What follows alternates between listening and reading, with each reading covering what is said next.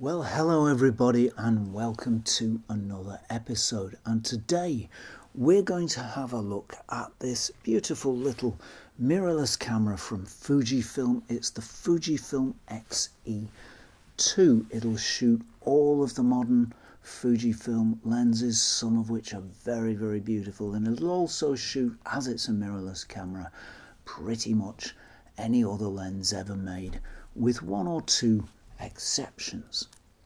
Now, this camera is very similar in appearance to the X-E1 here that we looked at a few weeks ago.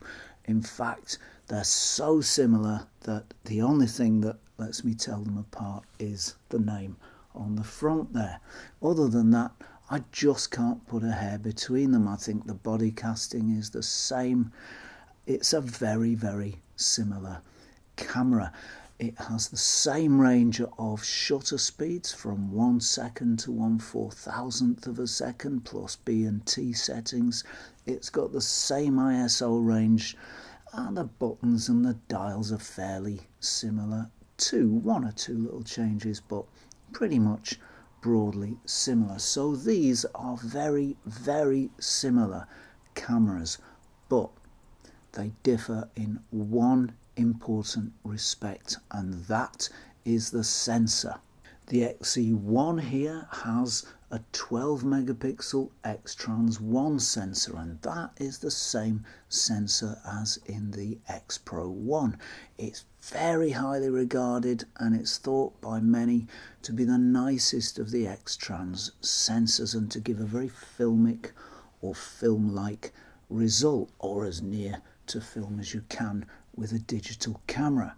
However, the X-E2 has the 16 megapixel X-Trans 2 sensor, and that's the same sensor that was used in the X-T10 and in the X-T1. Now, that sensor is also very highly regarded, and it's also considered by many to be the nicest of the X-Trans sensors and to give a very film-like look. So this, I think, is going to be a very interesting comparison indeed. Let's have a closer look at this lovely little X-E2. So there is our lovely little X-E2, and you can see for yourself that it really is very, very similar indeed, and you really can't tell it apart from the model name that's on the front there. We still have the, if we look at the top deck, we've still got the one single function button. Here we've got the exposure compensation dial here, the shutter speed dial here, and the on-off switch together with the shutter release here. So the top plates are absolutely identical. There's no difference between them at all. Lots of other buttons on the back in very similar places to the X-E1.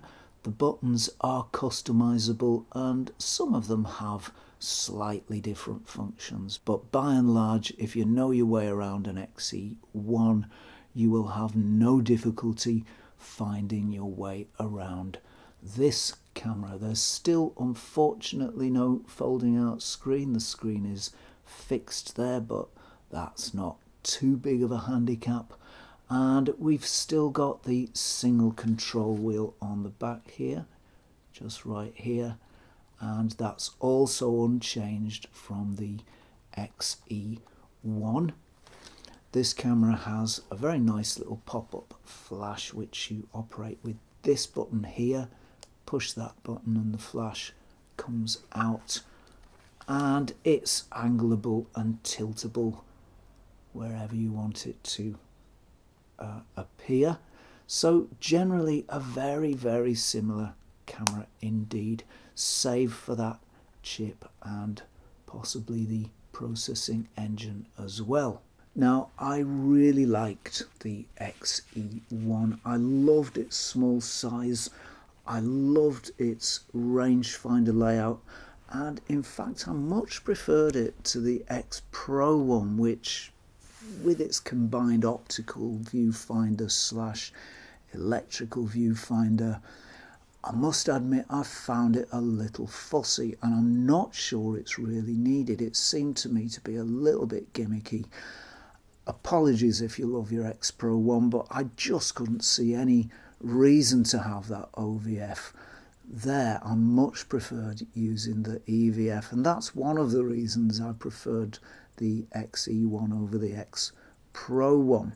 I love the images that the X-E1 makes. They really are unique. I've never quite seen anything like them, and they do have a very clear film-like quality. They have a beautiful smoothness and an organic feel that I've just never seen from any other digital camera.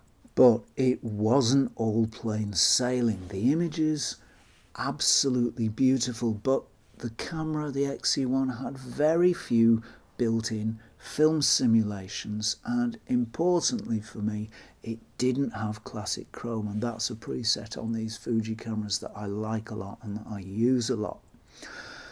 As well as that, you can't cook many film recipes on the X-E1, on that first generation X-Trans sensor. There are only 2 or 3 that you can cook up. You can try doing one yourself, but it doesn't really lend itself to cooking film recipes. And again, I think that's one of the main strengths of these Fuji cameras.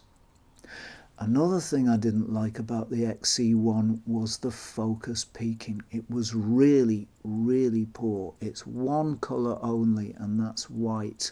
And in many situations where you're shooting against a bright background or you're shooting a bright object, that peaking was just literally unusable. It may as well not have been there. Magnification exists on the camera, so you can use vintage lenses on the X-E1, but it's better to use that magnification because the focus peaking just doesn't cut it, and it's not as easy a camera to use vintage lenses on, that is the X-E1, as, well, most of the other digital mirrorless cameras I've used. So there were some disappointments with the X-E1, no doubt about it. So does the X-E2 address those problems? Well, first of all, if you've used an X-T1 or an X-T10, using the X-E2, you're going to be on familiar ground. It uses the same sensor as the X-T1 and the X-T10 and the same processing power, and in fact it makes identical images. Now, I think these are very beautiful images, and they are some of the nicest JPEGs I've seen from any digital camera. In fact, so nice are they that actually I marginally prefer the images from this sensor, the X-E2 sensor, to those from the next generation onwards that's used in the X-T2 SLR style camera. So images from the X-Trans 2 sensor I actually marginally prefer to the later images from later sensors. They've got a creamy feel, they've got a soft feel, they're somehow just that bit less digital in feel. There are blues in the shadows, there's very strong dynamic range, just like film has, and there's something about these images that just screams film. So the bundled film sims on this camera work very, very effectively. Let me just quickly go through what we've got. We have got standard, Velvia, Astia soft, classic chrome, which I'm glad to say is now included, Proneg high, Proneg standard, monochrome, and then monochrome with various filters. So we've got monochrome with a yellow filter, monochrome with a red filter, monochrome with a green filter, and we've also got sepia. So there are quite a lot more film sims bundled with the X-E2 than there were with the X-E1, and the addition of classic chrome is a very welcome addition, certainly to me, and I think to probably quite a lot of other Fuji photographers too. And I got to say the X-E1 just didn't, for me, didn't quite feel complete without it. So the images from the X-Trans 2 sensor in the X-E2 are very beautiful indeed, and they're a big reason why the X-T1 has become something of a cult camera, because it has this same sensor, the X-Trans 2 sensor in it, and I just love the images it makes. But does it make nicer images than the X-Trans 1 sensor found in the X-E1? Well, I have to say, I don't think it does. They're very, very, very nice indeed. I don't have any complaints at all about X-Trans 2 images. By any measure, these are outstanding images, and it would be difficult to detect a clear difference between these two sensors. Nevertheless, in a direct comparison, I think the X-E1's images are marginally preferable. I think they've just got that certain extra something that images from the X-Trans 2 sensor, the X-E2 camera, don't. They're slightly softer and more creamy, and I think they're just that bit more filmy. They are just that tiny bit nicer, but it is only a tiny bit. I doubt I could pick them from a lineup of images from other Fuji sensors. The difference is only very, very small.